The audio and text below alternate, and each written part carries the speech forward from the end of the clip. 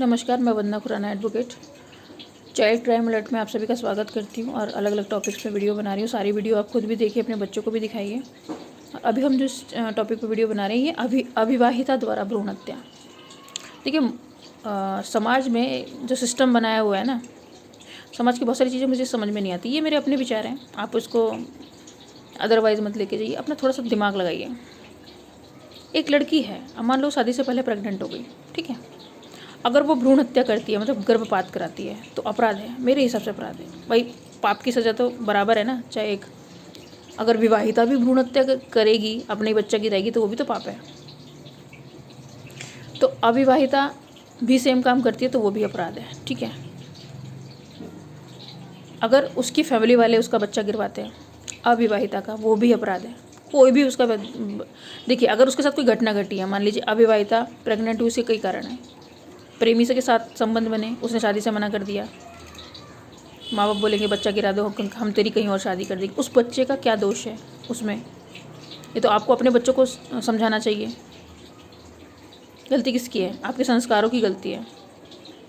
पहली गलती आपके संस्कारों की है, दूसरी गलती उस लड़की की है, और तीसरी गलती उस लड़के की है जो ये सब काम करके भाग जाते हैं, निकल जाते हैं।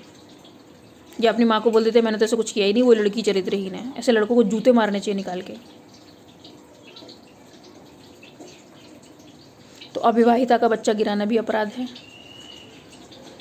चाहे वो खुद गिरा रही है उसकी डर के मारे समाज के, या उसकी फैमिली उसको दबाव बना रही है, या ऐसी परिस्थिति पैदा कर देना कि वो अपना बच्चा गिरा दे, या अगर बच्चा पैदा होता है तो उसका बच्चे को मार देना, या कहीं किसी को दे देना, हटा देना उसके सामने से। ये सारे अपराध हैं। देखिए, हर चीज़ का सोल्यूशन है। अगर आप अपने बच्चों को, मैं इसीलिए ये बना रही हूँ, वीडियोज़ बना रही हूँ कि आप अपने बच्चों को अगर बचपन से चीज़ें, संस्कार देना शुरू करेंगे तो ये परिस्थिति ही नहीं आएगी कि कोई अविवाहिता प्रेग्नेंट होगी, क्योंकि उसने गलत व्यक्ति चुन लिया ना।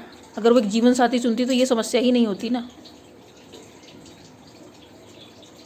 मेरे दूसरे चैनल हैं, आप उनको भी जाके विजिट कीजिए। हो सकता है अगर आप जीवन साथी सर्च कर रहे हो तो अगर जीवन साथी कैसा होना चाहिए, आप वहाँ पे जाके देखिए। लेकिन यहाँ पे अगर गलती हो चुकी है तो हम इसे कैसे सुधारेंगे?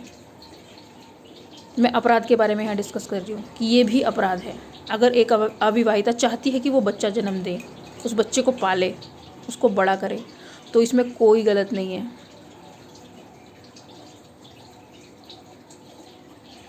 उसके साथ एक घटना घटी, उस घटना के परिणाम स्वरूप शिशु पैदा हुआ।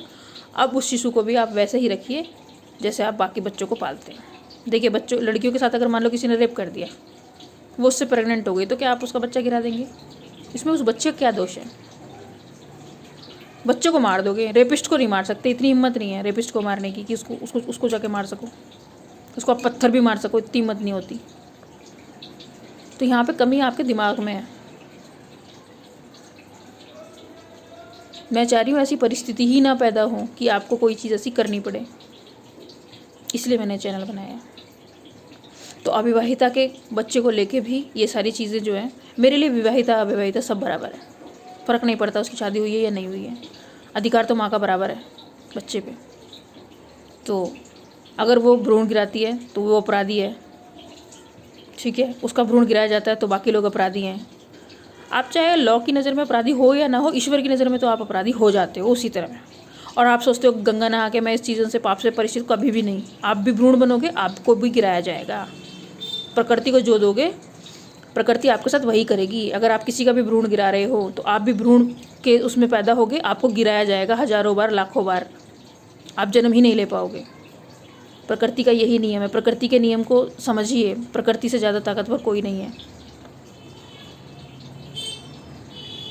अब अविवाहिता का मान लीजिए शिशु हो जाता है और आपने उसकी हत्या कर दी, करवा दी, तो भी आप अपराधी हो। और अगर शिशु को हटवा दिया आपने, कहीं किसी उसमें डाल दिया, अनाथ आश्रम में डाल दिया, ठीक है, तो भी आप अपराधी हो। एक माँ को उसके बच्चे से अलग करना महापाप है, महापाप है। अब कुतिया देखिए जिसके 6 बच्चे होते हैं, पिल्ले होते हैं, एक भी मरता है ना, कितनी तकलीफ होती है उसको, या नहीं मिलता है तो पागल की तरह ढूंढती है अपने बच्चों को।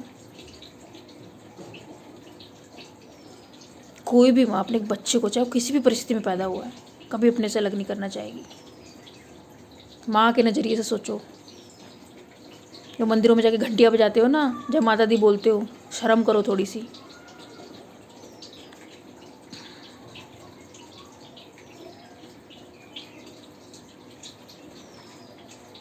जैसा प्रकृति को दोगे वैसा ही मिलेगा।